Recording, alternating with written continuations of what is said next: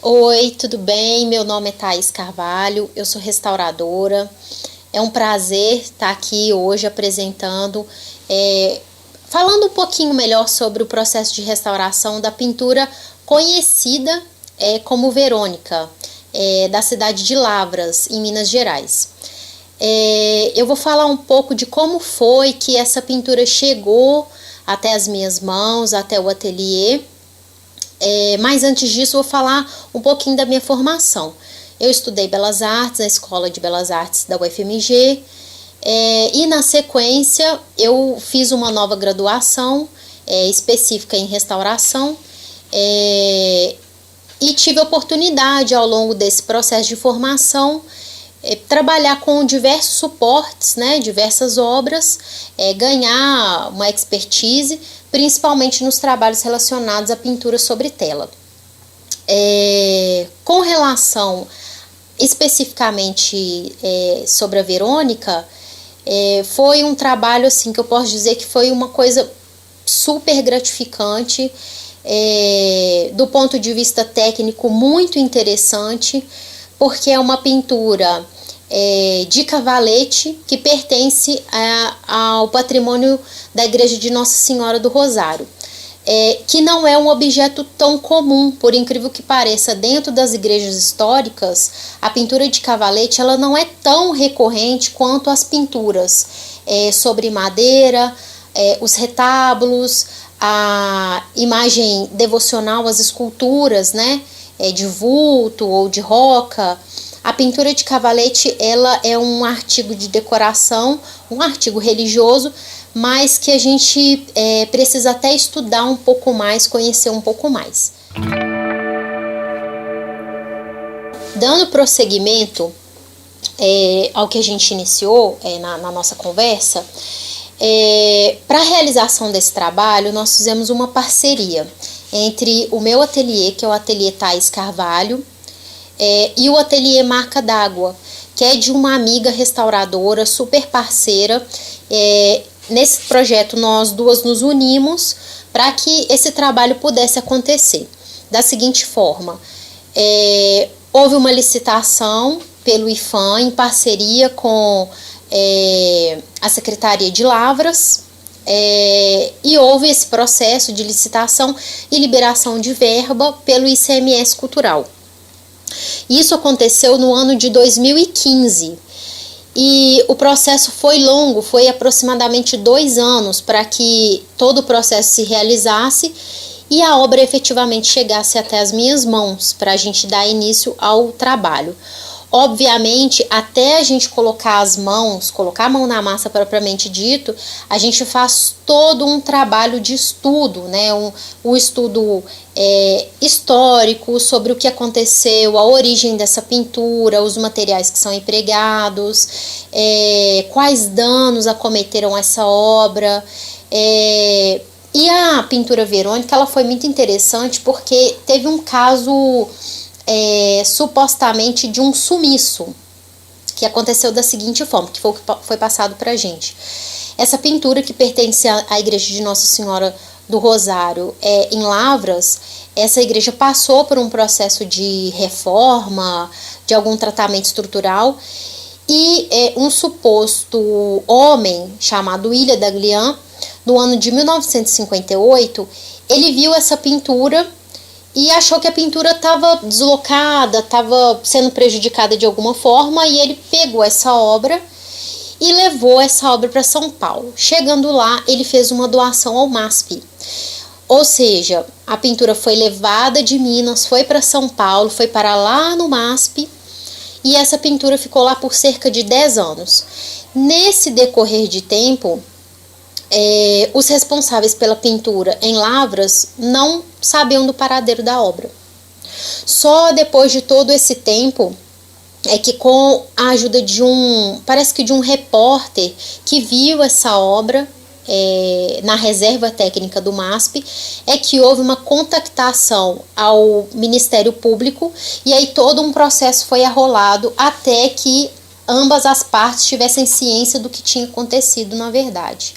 Então, desde então, a pintura passou por esse processo de retornar à cidade de origem, mas que antes disso acontecer, essa obra precisou passar por um processo de restauro. Então o IPHAN ele fez a intermediação e propôs, juntamente com os responsáveis, né, de Lavras, esse processo de restauro, tendo em vista que a obra tinha sido muito danificada ao longo desses anos, e o MASP não fez qualquer tipo de intervenção, eles só mantiveram ela numa reserva.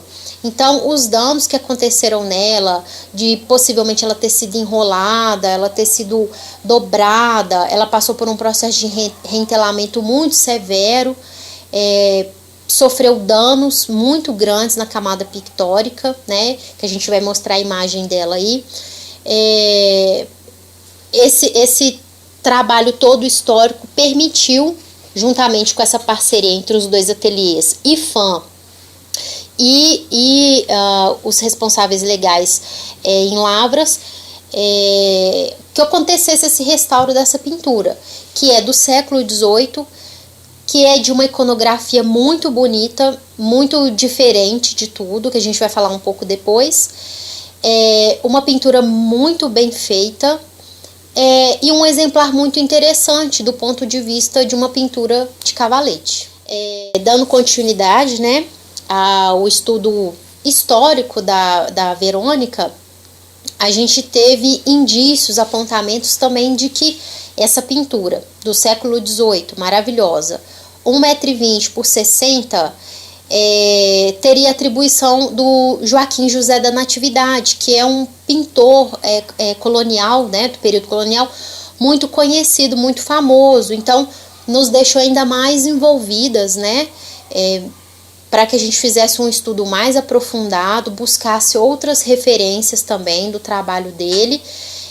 Mas infelizmente assim, é uma atribuição, a gente não pode afirmar com certeza porque a gente não conseguiu um recibo, um documento específico, mas por características pictóricas, iconográficas, que a gente analisa a parte estética, o estilo, levou-nos a acreditar que a pintura pudesse ser do Joaquim José da Natividade. Além da nossa própria interpretação, também já havia indícios de historiadores indicando essa possibilidade, que veio inclusive do próprio IPHAN, tá?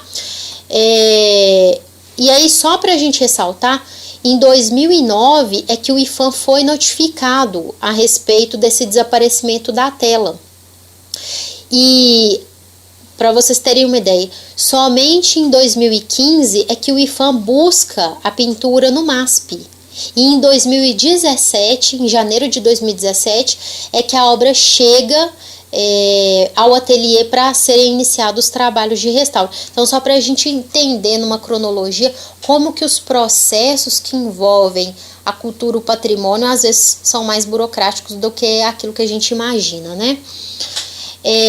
Então, na sequência desse histórico, nós partimos para uma análise relacionada à forma, à técnica, às características da pintura, a parte material, vamos dizer assim.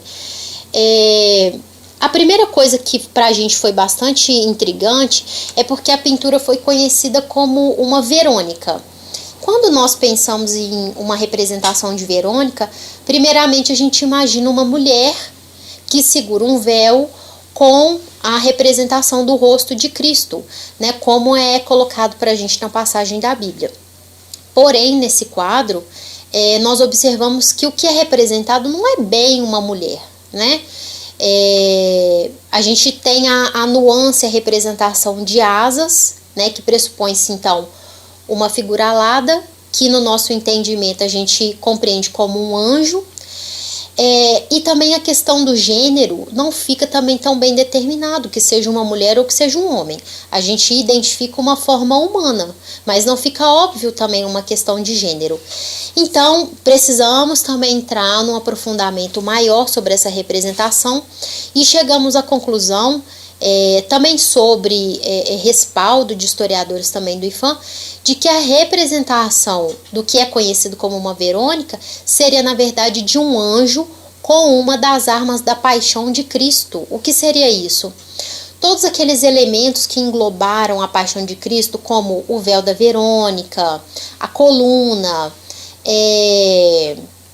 a coroa de espinhos, os cravos, a lança que perfura o Cristo, todos seriam instrumentos que, apesar de terem criado feridas no Cristo, terem participado do sacrifício do Cristo, se tornaram meios para que a vontade de Deus acontecesse. Então, a gente concluiu que a invocação e a identificação da Verônica, na verdade, foi mais vinculada a uma questão do véu, né, e ficou mais como um reconhecimento popular do que propriamente o que aponta a iconografia dela.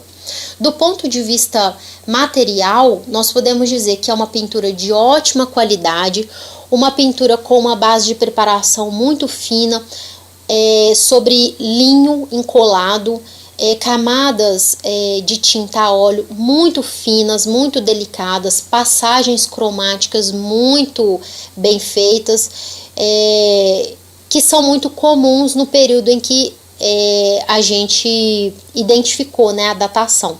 Uma característica muito interessante que nós confirmamos por meio de exame científico, exame de laboratório, é a presença do azul da Prússia. O azul da Prússia, ele é um marcador de tempo, um marcador temporal, porque esse pigmento azul da Prússia, ele é recorrente no século XVIII. Então, quando nós encontramos uma pintura em que esse pigmento é encontrado, é como se fosse assim, a determinação de que realmente aquela obra ela é daquele período. Então, realmente, hoje a gente não tem dúvidas de que se trata de uma pintura do século XVIII, sem contar os outros elementos que a gente já abordou aqui, a técnica, a questão estrutural da pintura, a análise estilística, toda a composição, tudo realmente reafirma que ela é uma pintura do século XVIII. Outra questão importante também que a gente levou em consideração é com relação aos danos que foram provocados na pintura. No caso, é óbvio que ela passou por um enrolamento, porque ela apresenta vários vincos, várias marcas, que também vai aparecer aí para vocês em imagem. Perdas significativas que pode ter ocorrido nesse processo de enrolamento, e para, de uma certa forma, dar estrutura a essa tela original, que é muito fina, que é de um linho muito delicado, houve a colagem dessa tela com cola de boi, que também é uma cola antiga usada nesses procedimentos, a uma fibra super grosseira, como se fosse de um linhão ou parece até um saco, assim, bem grosseiro, desses materiais que eram usados para guardar alimentos mesmo, de tão grosseiro que é a fibra. E havia também uma camada de tinta no verso. São basicamente os principais danos que nós encontramos nessa pintura. O próximo item que a gente vai verificar, que a gente vai falar agora, é sobre os critérios que a gente utilizou para o tratamento da Verônica. Os critérios que nós estudamos para o tratamento da Verônica foram todos pautados nos fundamentos básicos da restauração. Esses fundamentos são internacionais, são fundamentos que foram elaborados ao longo de muitos anos, né, ao longo da formalização do campo da restauração. Então, a questão das intervenções, principalmente no caso da Verônica, foi balizado na questão da estabilidade dos materiais empregados, na retratabilidade e principalmente no respeito ao original. Essa questão do respeito ao original, ele é muito importante porque a Verônica apresentava perdas muito grandes, perdas significativas. Então, como fazer um tratamento sem colocar um falso, sem criar um falso? Então, nós precisamos buscar aparato, buscar teóricos que nos respaldassem também nessa intervenção. No caso, foi o famoso e conhecido Cesare Brandi, que é um dos pilares da restauração, né, que fala que a instância estética da obra é muito importante. Né? Se você tiver que sacrificar a parte estrutural ou a parte estética, que você sacrifique o suporte, porque nós precisamos fruir da obra. Você não pode ter uma obra que a lacuna, que a perda, que a região onde foi perdida a tinta, a camada pictórica, fale mais do que o original, o que existe de pintura. Se você mantém a lacuna, o limite entre figura e fundo, o fundo vai falar mais do que a figura. Então, mesmo com um percentual de cerca de 40% de perda na Verônica, nós optamos por um restauro mimético, em que a gente não vê um restauro com pontilismo, com tratégio, né, que é um restauro diferenciado. Por quê? Para não criar uma vibração que causasse uma desarmonia com a pintura original. Tendo em vista que hoje tudo é documentado, nós temos hoje aparelhos de ultravioleta, vários tipos de exames organolépticos, de luzes especiais, como luz de sódio, infravermelho, que permitem de maneira muito fácil, muito rápida até, e para olhos também que são treinados, a visualização das intervenções. Outro critério também que nos apontou essa possibilidade da reintegração dessas grandes áreas de perda é a questão de não serem em áreas em que eram de alto interesse visual. Quando você tem uma perda numa pintura em que elas acontecem no fundo, é muito mais tranquilo você reintegrar um fundo todo marrom, todo preto, de uma cor só, que são regiões de baixo interesse visual, do que, por exemplo, no rosto. No caso da pintura Verônica, as perdas que haviam no rosto, tanto da figura principal quanto no rosto do Cristo, eram em menor proporção e deram essa possibilidade para que a gente fizesse essa reintegração. Outra questão importante nesse tratamento foi a remoção do rentelamento, que foi uma intervenção bastante complexa, porque era um tecido muito espesso sobre uma camada muito delicada. Mas nós fizemos com todo cuidado, utilizando os solventes apropriados, no tempo adequado, para que a obra passasse pelo processo e pudesse ser novamente estabilizada para um novo rentelamento adequado, com linho, né, totalmente dentro dos padrões e critérios do restauro. Eu também não poderia deixar de falar sobre a questão dos exames laboratoriais que nós realizamos, que também nos ajudou na tomada de decisões, nas intervenções. É muito importante a gente falar que houve também uma parceria entre o ateliê, né, Thais Carvalho, o ateliê Marca d'Água, e também o SECOR, né, que é o Centro de Restauração da UFMG, que fica aqui em Belo Horizonte. Através dessa parceria, nós conseguimos remover microamostras da pintura e por meio da análise dessas microamostras, nós conseguimos os resultados de azul da Prússia, identificamos o tipo do verniz, que era um verniz de Damar, também é um verniz comum nesse período, né, do século XVIII.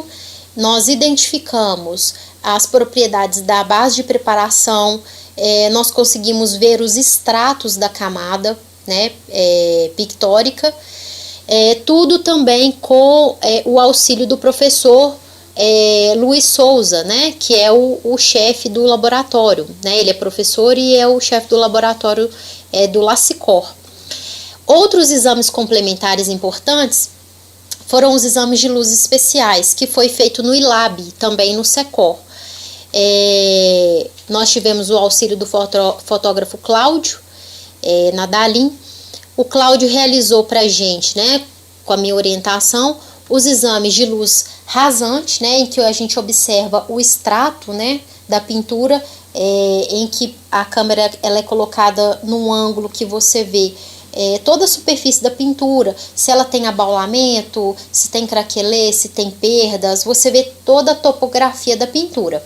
Fizemos luz reversa, você coloca uma fonte de luz por trás da pintura e você vê todas as perdas, você vê a estrutura do tecido.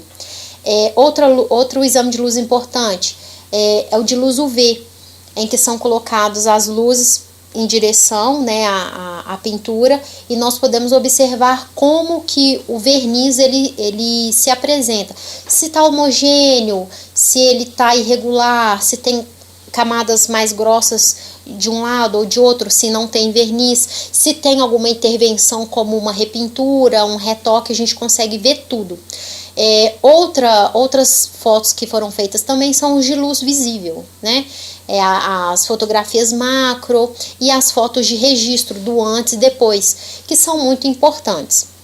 Durante o processo de restauro também foram documentados passo a passo. Só que aí já são fotos mais de registro, então que foram feitos dentro do ateliê mesmo. Mas para demarcar a comparação do antes e depois, foi feito essa foto especial de estúdio. Então vocês vão ver aí também por imagem como que essas fotos são muito importantes e são colocadas como exames mesmo, porque por meio delas contribui na elaboração de critérios, na maneira como a gente vai intervir e como registro do que foi feito na obra. Vocês vão ver aí as imagens de luz UV, de rasante, de reversa, ok? Então a gente vai passar já para o que foi feito, né? Vocês vão ver o resultado aí do antes e depois dos tratamentos, e vão poder tirar as conclusões de vocês aí como que ficou o resultado.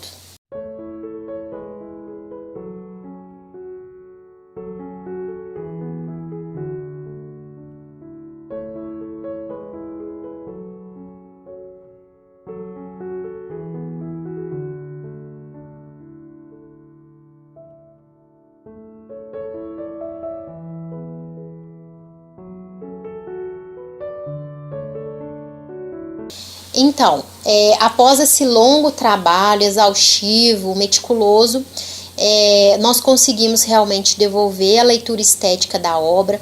Foi um prazer imenso ter trabalhado numa obra tão importante, pertencente ao patrimônio de Lavras, ter feito essa parceria incrível com o IPHAN, com o SECOR. Eu tive também parceiros dentro do ateliê que ajudaram muito, né? Colegas de trabalho, amigos, né? Que foi a Roseli, a Carolina Moura, o Adriano, que foram pessoas importantes também para que essa obra pudesse estar bonita e ser devolvida para a cidade dela de origem. A gente tem que falar, obviamente, que é sempre um desafio, né? São muitas etapas até a gente chegar num resultado e num bom resultado num trabalho como esse. Então, os exames teóricos, as análises estilísticas, estéticas, os exames de luz, de imagem, as pesquisas históricas e propriamente a proposta de trabalho e a mecânica do trabalho, tudo se une em prol de um bom resultado, um resultado efetivo e um resultado que é específico para cada obra, né? Lógico que junto com um padrão, né, como a gente coloca, internacional, sempre preocupada em utilizar materiais adequados, materiais que já são testados, que são da área do restauro, né? O restaurador, ele tem obrigação de trabalhar com materiais e com técnicas que já são aprovadas, já são até de um senso comum dentro da nossa comunidade. Eu também tenho que agradecer a oportunidade, né, que o Giovanni me deu, me encontrou inclusive no Instagram e me identificou pelo trabalho na Verônica e me propôs, né, a participar desse projeto maravilhoso, né, da Revista do Patrimônio, né, de Lavras. Vi um pouco de como foi o processo, né? Na revista vai estar o meu artigo falando, né? O artigo feito em parceria com a Carolina Moura, que é restauradora e me ajudou também, contribuiu no trabalho aqui com a Verônica. agradecer imensamente essa oportunidade do Giovanni, né, que ele propiciou, e também agradecer, né, a todos os parceiros, e eu espero prontamente que a obra possa voltar para a igreja, para Lavras, né, para a igreja de origem, e que toda a população, né, toda a comunidade realmente possa efetivamente fruir dessa obra que é maravilhosa. Me deixo à disposição para contatos, né, para tirar alguma dúvida. Vou deixar o meu contato também. E vocês também podem me seguir pelo Instagram, né, que é Thaís Carvalho Restauração. Lá vocês vão ver um pouco do meu trabalho, alguns resultados, alguns antes e depois. E vai estar também o meu contato, caso vocês tenham interesse em algum tipo de trabalho ou conversar, a gente trocar alguma ideia, viu? Mais uma vez, eu agradeço a oportunidade e fico à disposição.